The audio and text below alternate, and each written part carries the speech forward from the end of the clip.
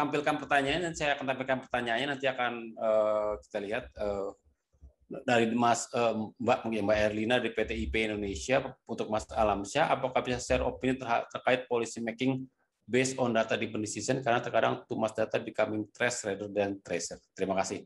Mas Alam, gimana nih Mas? Mungkin pertanyaannya agak bagaimana itu policy making-nya supaya yaitu datanya yang kita ambil juga bermanfaat gitu, nggak garbage in garbage out gitu. Mas Alam bisa jawab pertanyaan ini Mas?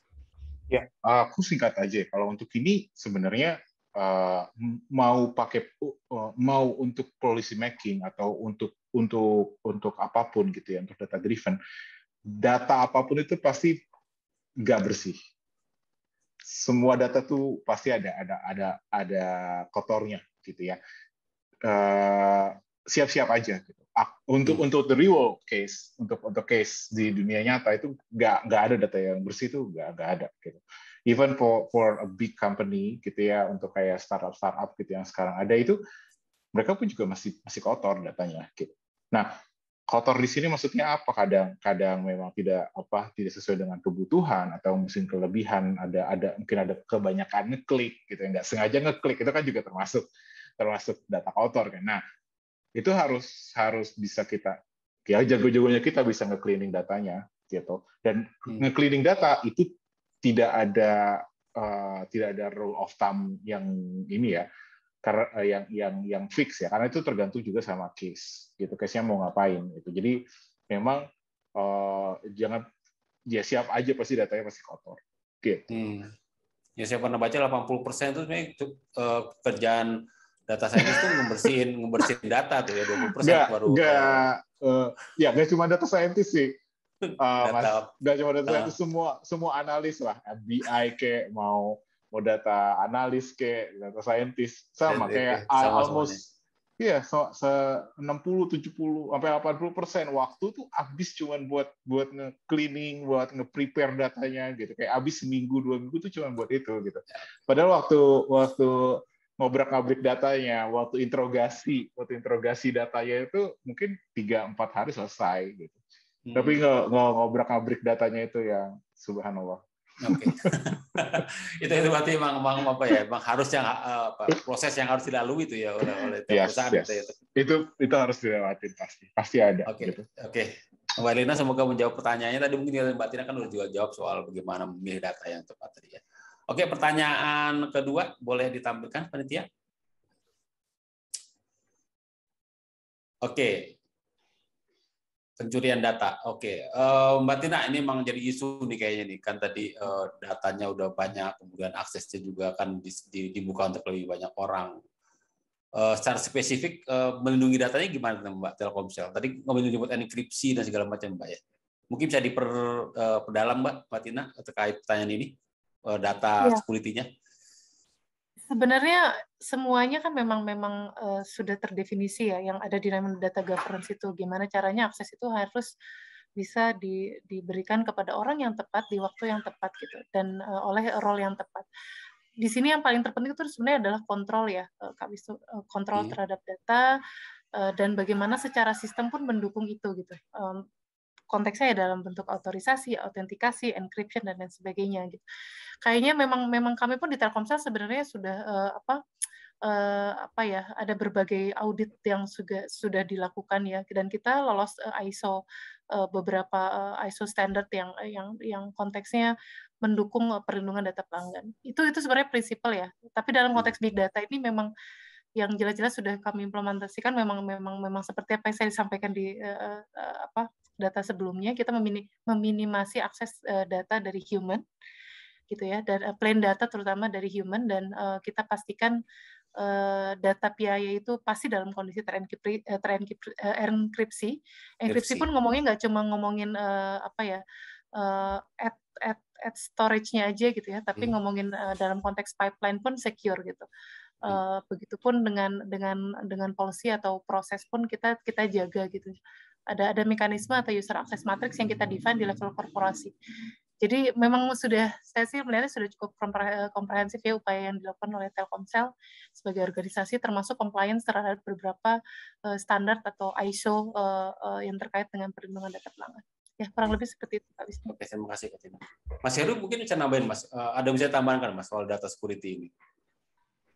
Iya, salah satu kalau misalkan seperti yang tadi diinformasikan Mbak Tina cukup betul. Jadi kita juga tidak hanya kita harus persiapkan terhadap pencurian data, tapi ransomware lebih gede juga impact-nya. Kita juga harus bisa menghadapi hal-hal seperti itu.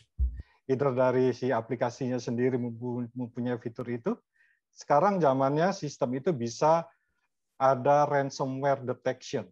Itu tidak hanya di aplikasi, tapi dari sisi hardware sudah bisa menganalisa. Banyak device tambahan, tidak hanya di level storage, level aplikasi, network, yang bisa untuk mengantisipasi hal tersebut. Mungkin itu, Mas Wisnu. Oke, terima kasih Mas Heru atas jawabannya. Mungkin kita shifting ke pertanyaan berikutnya. Silakan panitia. Dari Pak Yong Om dari Sun. Oke, dalam soal penyajian data mungkin bagaimana dapat mungkin pertanyaan mungkin bisa dipahami ya Mbak Tina, bagaimana menyajikan data gitu ke manajemen gitu. Bagaimana sih sebenarnya mempromot atau mungkin menyajikan data dan juga mempromot insight gitu sehingga manajemen juga jadi lebih mudah dalam mengambil keputusan. Untuk pertanyaan ini Mbak Tina bisa dijawab? Ya, prinsipnya Pak Yong On ya. Sebenarnya prinsipnya itu adalah kalau kita ngomongin data manajemen ya, apa yang diperlukan dulu? Kayak manajemen perlu apa untuk mereka bisa memutuskan cepat, untuk mereka bisa melihat where are we now in terms of the business gitu ya, business performance itu apa yang kita tanya dulu, apa yang mereka butuhkan. Nah dari sana mungkin pertanyaannya bisa bergerak ke segranular apakah manajemen itu butuh datanya, secepat apakah manajemen itu butuh datanya gitu ya. Kalau di Telkomsel memang konteksnya ada data-data tertentu yang perlu bisa dibilang near real time update. Misalnya ketika ada program-program tertentu yang diterapkan oleh Telkomsel yang cukup menarik gitu ya, kita pengen lihat bagaimana sih respon pelanggan dalam konteks hourly basis itu penting gitu. Jadi tergantung apa yang dibutuhkan oleh manajemen dalam konteks datanya segranular apa dan secepat apa. Nah dari situ sebenarnya kita mungkin tim yang mengeksplor aplikasi ya bisa eksplor juga penting untuk punya appetite untuk tim itu punya appetite untuk eksplorasi itu penting Kak. Jadi kita bisa bisa tahu apa yang sudah berubah dan apakah teknologi kita masih relevan dengan needs yang terbaru itu penting. Jadi appetite untuk innovate, appetite untuk mencari tahu apa yang baru. Dan yang terpenting yang menurut saya perlu disampaikan di sini adalah kalau kita ngomongin manajemen report itu kan memang banyak ngomongin BI tools. Banyak BI tools yang ada di pasar ya. Yang sangat-sangat banyak gitu bisa yang mungkin yang ada di Gartner itu contohnya kayak Tableau, MicroStrategy itu sangat-sangat banyak. Kalau menurut saya itu dalam konteks manajemen report itu capability untuk memiliki self service BI itu penting. Self service BI itu artinya tools di mana setiap user kita itu bisa membuat sendiri melalui tools yang konteksnya self service itu. Jadi ini juga penting karena mungkin ada beberapa orang yang timnya nggak banyak untuk men-serve terlalu banyak needs. Jadi kita kasih freedom ke user-user yang memang memiliki kebutuhan untuk BI ke manajemen mereka masing-masing itu kita sediakan aplikasi yang konteksnya self-service. Jadi mereka bisa membuat sendiri BI atau report atau dashboard-nya. Ya kurang lebih seperti itu Kak Wisnu. Oke, terima kasih Mbak Tina. Berarti memang berangkatnya dari kebutuhan manajemen ya, apa yang mereka butuhkan. Jadi menjawab apa sih yang bikin manajemen nggak bisa tidur itu mungkin kita bisa langsung ya itu bisa diprioritaskan dulu. Prioritaskan gitu ya. Oke, ya. Oke, terima kasih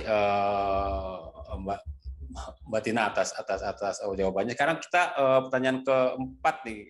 Sorry agak buru-buru karena memang waktunya sudah dari Mas Budi Sadana gitu kayaknya. Dengan perkembangan teknologi cepat, bagaimana mempersiapkan SDM gitu, apa yang perlu dipelajari dari sekian banyak teknologi tersebut. Oke, sekarang ngomongin SDM, mungkin Mas Alam kali ini Mas sebagai ketua komunitas yang banyak ngomongin soal SDM soal data. bagaimana, ada saran nggak Mas bagaimana perusahaan mempersiapkan SDM-nya gitu untuk data ini ya, terutama ketika perubahannya demikian cepat. Mas Alam, silakan. Ya, ya.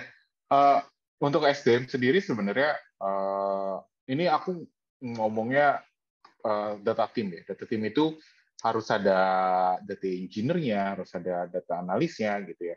Aku ngomong data scientist itu nanti itu terakhir. Kalau ini kan ngomongin roadmap ya. Kalau roadmap itu paling nggak di awal kita ada data engineer sama data analis. Dan untuk kemampuan apa yang bisa dibutuhin, setidaknya pastinya statistiknya gitu ya, gimana sense dari statistika mereka gimana, sense dari tools apa yang biasanya mereka pakai, yang mereka gunakan gitu. Kalau misalkan kita udah punya teknologinya, kita udah tahu dari CTO dari CTO kita gitu udah pengen pakai aplikasi tertentu, ya kalau bisa sih ya kita tanyain apakah kandidat yang baru ini bisa menggunakan tools itu atau tidak, seperti itu. Dan pastinya juga bisnis sense-nya juga diusahain juga mereka udah ada juga gitu, yang ditanya-tanya itu lebih terkait ke sana gitu ya. Nanti kalau memang ternyata sudah gitu ya dan mau dan cukup udah ada tim kecilnya, ya kita kembangin kita kembangin lagi ke ke teknologinya gitu kan. Kita butuh BI gitu, kita mau bikin dashboarding gitu kan. Terus kita juga mau bikin reporting, atau mungkin mau kita ada yang lebih automate, akhirnya kita ada engineer di situ gitu ya, data engineer masuk lagi gitu. Jadi memang dikembangin dulu di sana, dan buat kemampuan apa yang dibutuhin sebenarnya sekarang juga banyak tools yang udah gratis, dan ya kita ikutin aja mereka bisanya tools apa gitu kan. Kita coba standardize along the way gitu ya. Untuk awal-awal itu kayak nggak harus spesifik mau tools apa, sebenarnya lebih enak sih standardize along the way gitu. Dan kebutuhannya juga balik lagi, kayak objektifnya mau ngapain, kita mau buat apa gitu kan. Apakah kita masih butuhnya lebih ke dashboard atau lebih ke reporting? So ya udah, yang kita cari lebih ke data analis, lebih ke BI gitu dibanding data scientist. Data scientist itu udah dibutuhin kalau misalkan ternyata secara OKR atau secara business metric itu sudah mulai naiknya, sudah mulai saturation gitu ya. Naiknya itu sudah mulai dikit-dikit. Nah, disitulah baru masuk kita data science, gimana supaya tidak lagi saturation biar lompat gitu. Nah, di situ masuklah data science. Nah, kalau data science harus disiapkan juga gitu ya, secara infrastruktur apakah siap atau tidak untuk dilakuin adanya data science. Kayak gitu sih.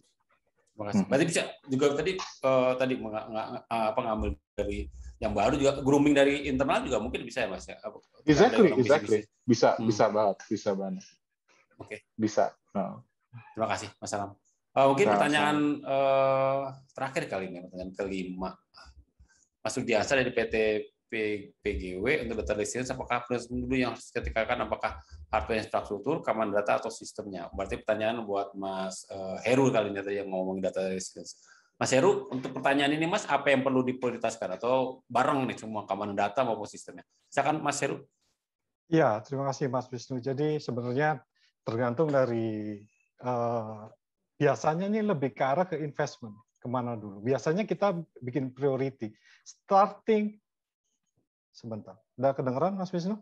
Ya, sudah kedengeran, Mas. Ya, jadi biasanya kita starting from small. Biasanya mereka akan mulai dari yang kita namakan adalah keamanan datanya dulu. Keamanan datanya seperti apa? Misalkan mereka bisa menggunakan enkripsi yang sederhana. Namanya kita starting from small, jangan sampai data yang udah siapkan, itu diambil orang, atau orang gampang mengetahui datanya itu. Setelah itu selesai dan ketahuan relevansinya, terutama dari setelah ke bisnis, baru infrastrukturnya itu kita siapkan data resiliennya, karena masing-masing sudah aware bahwa tanpa ini bisnis kita itu turun loh sekian persen seperti tadi. Nah, dari aware itu kita harus meningkatkan, jangan sampai data resiliennya itu juga terganggu. Seberapa cepat kita bisa survive, kita bisa normal kembali pada saat terjadi something wrong. Mungkin itu Mas Wisnu. Oke, terima kasih Mas Heru. Sebenarnya masih banyak pertanyaan yang belum terjawab, tapi karena memang saat ini waktunya sudah mendekati makan siang dan saya agak merasa berdosa gitu kalau nanti pada telat makan. Mungkin kita harus menutup webinar ini ya. Nanti pertanyaan yang belum terjawab kami akan coba sebisa mungkin kami jawab melalui tertulis melalui email nanti ketika kalau memang melalui ada thank you email untuk ada di sana, dan mungkin kami akan usahakan akan ada jawaban dari pertanyaan yang belum terjawab. Mungkin untuk closing saya ingin meminta itu dulu deh, closing statement dari masing-masing panelis gitu. Saya ingin ada penegasan itu apa sih yang ingin kita sampaikan di sini. Mungkin ladies first kali ya Mbak Tina nih untuk menyampaikan closing statement-nya Mbak. Apa sih yang harus dipersiapkan perusahaan jika ingin menjadi data driven company? Silakan Mbak Tina. Ya, pertama ya menurut saya percaya bahwa data itu akan membantu kita di perusahaan gitu. Jadi itu menurut saya paling basic, pertama believe dulu. Kita percaya bahwa data akan membantu kita. Baru yang kedua, start small. Jangan jangan down kalau ada surrounding kita yang atau mungkin bisnis masih meragukan apa peran dari data, nggak apa-apa. Start small, dan ketika sudah selesai dengan start small itu, show it ke surrounding kita gitu. Dan biasanya dari sana itu bisa mengubah mindset dari stakeholder bisnis yang lain, dan akhirnya itu menjadi perubahan yang granular dan terus-menerus dan semakin besar seperti apa yang kami alami saat ini gitu. Jadi tetap optimis bahwa data ini akan memberikan perubahan yang besar bagi perusahaan, dan apapun kondisinya, misal ya resource kurang atau mungkin budget terbatas, kita masih bisa tetap lakukan kok gitu. Jadi tetap kreatif, tetap inovatif, dan tetap kalau kata ini ya, stay hungry lah, tetap penasaran untuk mencari hal-hal yang baru yang mungkin lebih efisien, yang lebih bisa membantu kita, atau mungkin lebih sophisticated dan lebih efisien. Itu juga hal yang menarik ya. Tapi tetap terus explore dan tetap punya mindset positif bahwa data akan membawa perubahan yang besar untuk perusahaan kita. Mungkin itu ya. Oke, terima kasih Katina. Pertama berarti percaya dan juga start small tuh, perusahaan gede Telkomsel aja mulainya dengan start small gitu. Jadi semua bisa mulai dengan start small. Oke, Mas Alam, ada closing statement Mas? Ada yang ditambahkan atau closing statement deh dari Mas Alam terkait tema kita kali ini? Ya, aku mungkin nambahin aja ya. Jangan bergantung sama tools. Semuanya balik lagi sama tujuan, semua balik lagi sama kebutuhan kita mau ngapain gitu ya. Jangan tahu-tahu bikin, kita bikin ini, kita mau bikin itu gitu, tanpa tahu tujuan yang jelas, tanpa tahu mau kemana, tanpa tahu gimana cara monitoringnya, karena semuanya itu bukan butuh waktu, karena semuanya itu akan butuh resource. Jadi harus pikirin lebih, mindsetnya lebih gimana cara solving the problem gitu ya. Gimana cara solving the problem, bukan gimana cara gunain data gitu, tapi gimana cara solving the problem with data, kayak gitu. Itu sih yang itu mindset itu juga harus di ini ya. Jadi jangan mikirnya lebih kayak gimana lakuin data driven ya, gimana ngelakuin teknik ini ya, gimana lakuin teknik itu ya, tapi gimana caranya kita mikirin lebih ke mindsetnya solving the problem with data gitu. Oke. Berarti orientasinya solving problems, ada goals-nya itu menyelesaikan masalah yang ingin, dan itu bisa memanfaatkan data. Oke, Mas Heru, closing statement-nya Mas, bagaimana Mas terkait data driven company ini? Ya, baik. Kami dari teknologi company, kita bersama-sama siap untuk bersama-sama menuju data driven company. Jadi dari level storage semua kita sudah siap, dan kita juga coba memanfaatkan yang terpenting adalah data ekonomiknya. Kita mesti bisa menyimpan data sesuai value-nya. Jangan sampai kita over investment, itu akan lebih bahaya. Mungkin itu saja Mas Wisnu. Oke, terima kasih Mas Heru. Mas Indra, terakhir. Ya, dari saya sih kita udah sampai satu kesimpulan ya, kalau misalkan data itu sangat diperlukan lah. Entah itu data seperti apa, dan itu perlu diperlukan. Namun ada satu sisi perbedaan adalah dari tujuan perusahaan masing-masing gitu loh. Nah, itu aja, kita strict di situ aja. Dalam artian setiap perusahaan itu harus tahu tujuannya kemana, goalnya kemana, dan dari data yang mereka miliki dan data yang akan mereka capture, itu kira-kira dapat membantu sampai di mana kita untuk mencapai tujuan itu. Dan terus belajar, terus berinovasi dan sebagainya, sehingga tujuan kita tuh dapat tercapai sih, Mas. Itu sih, Mas. Oke. Oke, terima kasih Mas Alam, Kak Tina, Mas Heru, dan juga Mas Rindra atas sharingnya. Semoga sharing dari Anda semua, kakak-kakak semua itu berguna bagi audiens webinar kali ini. Namun sebelum saya menutup webinar ini, saya ingin memberikan kesimpulan singkat dengan menjawab 3 pertanyaan yang tadi saya ajukan di awal. Itu pertanyaan pertama, mengapa perusahaan harus memulai journey menuju data-driven company? Tadi kita bisa lihat bahwa kita dengar bahwa ketersediaan data dalam volume sangat besar saat ini sudah tersedia ya, karena digitalisasi, karena industri 4.0 gitu. Dan bagi bisnis sendiri, big data atau data itu dapat menentukan bisnis goal yang realistis, kemudian juga making unbiased decision, dan juga track and improve workplace performance. Kemudian pertanyaan kedua, apa saja yang harus dipersiapkan untuk memulai journey ini? Mungkin persiapan yang harus dilakukan, mengidentifikasi apa yang kita butuhkan, kemudian juga membangun koalisi dengan para stakeholder, lalu memformalisasi visi dan inisiatif, menentukan tim, dan juga mulai dari start small, dan dari situ kemudian kita promote. Harapannya proses tersebut dapat melibatkan, meyakinkan stakeholder dari bisnis sehingga mereka percaya bahwa data itu akan berguna untuk kemajuan perusahaan. Yang ketiga, bagaimana arsitektur data storage yang dibutuhkan untuk mendukung journey tersebut. Pertama tadi efisiensi dari sisi biaya, juga optimalisasi dari sisi penyimpanan gitu ya, data yang mengidentifikasi data disimpan di mana supaya lebih optimal gitu, dan juga menyediakan sistem secara transparan sehingga dapat mengolah data dimanapun data tersebut disimpan. Oke, demikian kesimpulan singkat yang bisa saya berikan. Ulasan lebih mendalam dapat disimak di artikel kami di infokomputer.com. Jadi jangan lupa untuk terus menyimak artikel kami di sana. Jika ingin melihat siaran ulang webinar ini atau webinar lain yang pernah kami selenggarakan, silakan cek dan subscribe kalau bisa di akun YouTube Info Komputer. Kami juga menyarankan Anda untuk semua untuk follow akun media sosial kami di Twitter, Facebook, Instagram, dan juga LinkedIn agar tidak ketinggalan informasi menarik info komputer lainnya termasuk webinar yang selanjutnya. Feedback form juga, demikian tanggapan Anda terhadap webinar ini dengan men-scan QR code atau mengklik link yang ada di kolom chat. Semoga feedback Anda, pasti feedback Anda akan berguna bagi kami untuk memperbaiki webinar-webinar info komputer di hari-hari mendatang. Saya kira cukup sekian, dan seperti biasa saya akan menutup webinar ini dengan pantun.